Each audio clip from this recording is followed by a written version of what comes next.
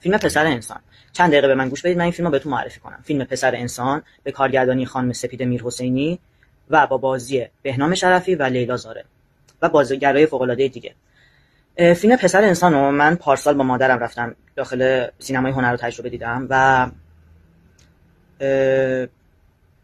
اینو از من میشنوید که چه توی دنیا چه توی ایران هر فیلمی که با موضوع LGBTQ باشه من اولین نفر میبینم و اینو میتونم به جدیت بگم که فیلم پسر انسان نه تنها بهترین فیلم با موضوع ترنس توی ایرانه، بهترین فیلم با موضوع ترنس میشه گفت یکی از بهترین فیلم ها با موضوع ترنس در جهانه. چرا؟ چون این فیلم داره به مشکلات یک مرد ترنس، یعنی به یکی از مشکلاتی که یه مرد ترنس داره در طول حیاتش اشاره میکنه.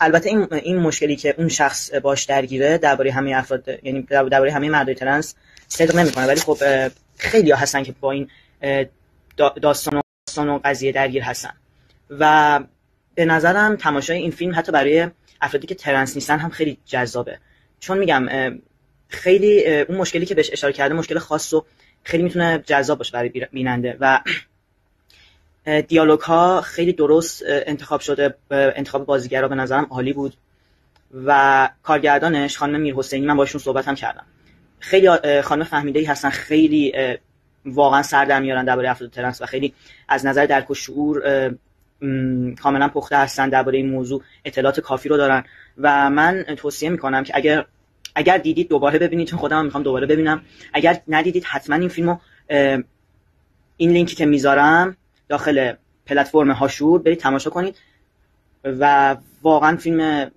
درستیه، فیلمیه که باید ساخته میشد و خیلی ممنونم هم از کارگردانش هم از بازیگرش آقای شرفی عزیزم که ایشون هم از نزدیک